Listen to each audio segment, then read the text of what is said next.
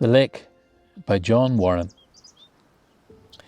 The wind whispered as daylight rose to engage the withering darkness. Lighting his favourite pipe, the fisherman closed his eyes, scenting the freshness of morning as it approached. Echoes of cascading water, rustling leaves, and nature waking played like a symphony, sounding across his senses. He drifted in harmony with the expanse of creation's spiced aromas. For a long time he was silent, immersed in the tranquility of the lake.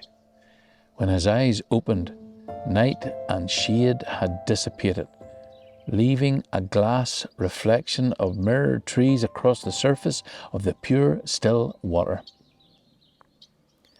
The fisherman put his knees on the clay bank and ritually brushed the nectar between his fingers. It was faintly mellow after the heavy rain from the day before. The fisherman sighed joyfully, in harmony with nature.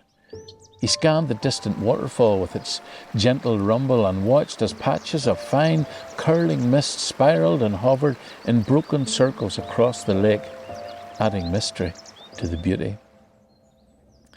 The fisherman contemplated with the passion of a great landscape painter, at one with creation. To him, it was Eden. When finally settled, he unpacked the old van and had a measured debate whether to use a three-tailed iron blue or the little yellow May dun. His gnarled fingers chose the blue because memories deceived him about previous successes against the shoal. With perfect unity of hand and eye, he synchronized and practiced several casts at the lake edge. He waited and watched intensely as agitated insects slowly began hatching, fluttering and flying across the hair-like fronds, slowly gathering into clusters of meadow vegetation. He whispered excitedly, "This is it," and quietly moved to his faithful old station, wading across the shelf, stepping carefully so that the haunts and sanctuaries of the trout would not be disturbed. The still water rose over his booted knees, and he cast with expectation and certainty, with the rhythm of an artist at work. Wind and light changed, and sunlight glinted throughout the morning, reflecting off the crystal clear surface. He was frustrated, but maintained his patient style, preparing for the moment he would hook his prey. At times, he stared into the hidden depths of the lake, trying to imagine life below the surface. He could see the nymphs rising as they pierced the surface of the lake and scuttled towards the twisted reeds beside the covered bank. Through the early morning, he waited for the mayfly to emerge in all its glory. He controlled his excitement with difficulty, even though he had 40 years' experience. He poked some more mixture into his pipe, relit it, drawing hard, and thought that nothing could beat this feeling. It was a new adventure every time. The lake majestically held on to its secrets, a living, breathing part of nature, growing and changing with the seasons and drifting forever through time. Whipper Swans by Keith Harvey. Retiring to Moira, I knew nothing about the town except the legendary 4 trees on Main Street. Getting to know your locality and neighbours is best done on foot, so I walk when I've time. It's a treat to see and hear buzzards overhead and families of crows foraging, flocking from their roosts at Hillsborough Castle to scour the stubble fields. Wild birds always bring me great pleasure. It's a sunny morning after several particularly wet November days, and I'm wandering Meadow Road, leaning on the stone bridge over the Lagan to view a flooded landscape where once green fields are a huge shallow lake. I am hoping for kingfisher when an elderly man wearing wellies and waterproofs leans beside me, his face a creased, boggy brown from which two bright blue eyes gaze into the distance. That was wild rain last week, but sure, it's the floodplain. It's not the Lagan Valley for nothing. Happens every winter. Following his gaze, I see a flock of big white birds. Them's whipper swans, a pretty rare species, arrived this week all the way from Iceland. Boys, it's hard to take in. Reykjavik's 800 miles away. Long way to fly, I say, unsure I believe him. Ach, they're smart birds. Get away up to 25,000 feet, riding the winds. Takes them 40 hours flying to Ireland, they say. But I'm damned how these swans know when their fields will be flooded. They arrive every year after the storms.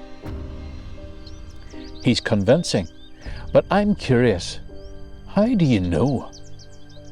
I worked at the roads.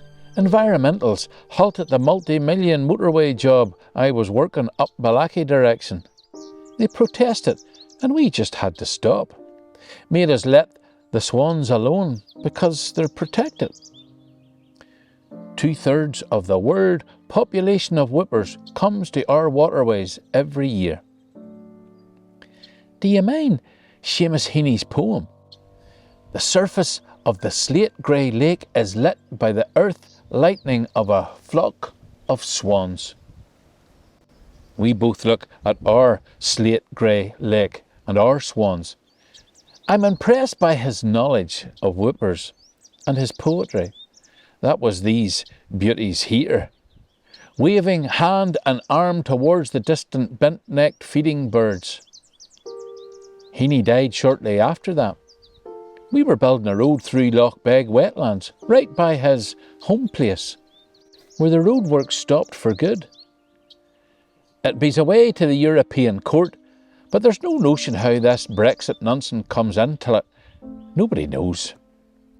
He grips my shoulder and points out 2 juvenile swans.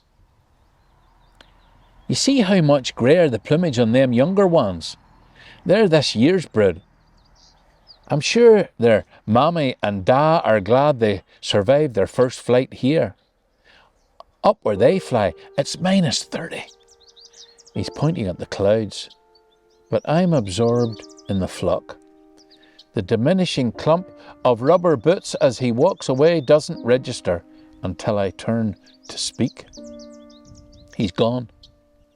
I hadn't even asked his name.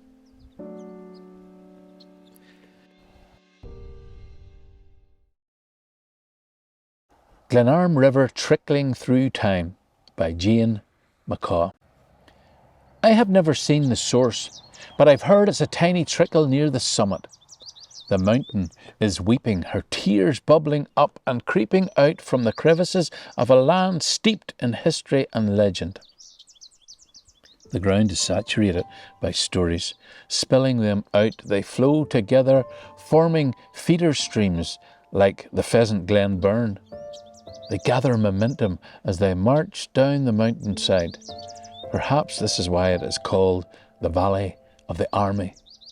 The rhythmic pounding of the water on the rocks, the sound of soldiers' boots striking the ground. Man has made his mark here. Harnessing the power, controlling the flow at the Lade, taking her energy to turn the wheel at the whiting mill. Now assigned to history, a part of our industrial archaeology. With her power fully restored, she dictates her direction, flowing freely, fearlessly, pushing and spraying over rocks, producing tumbling waterfalls with such ferocity that the thunderous roar drowns out all other sounds. At the top of the glen, she envelops the tributary of Linford Water, taking a straight course beyond the point of confluence through the remainder of the valley and entering the forest. Her flow changes with the gradients of the land. In the hollow, a shady tree canopy houses still reflections in a peat-laden brown pool, where particles of our past have dissolved and all but disappeared. The earthy scents from the debris wafting on a breeze, forming a frothy, cream foam residue at the river's edge, reminiscent of the dregs in a glass of Guinness. Yet the vegetation clinging to the banks is evidence of a different level to this Spate River.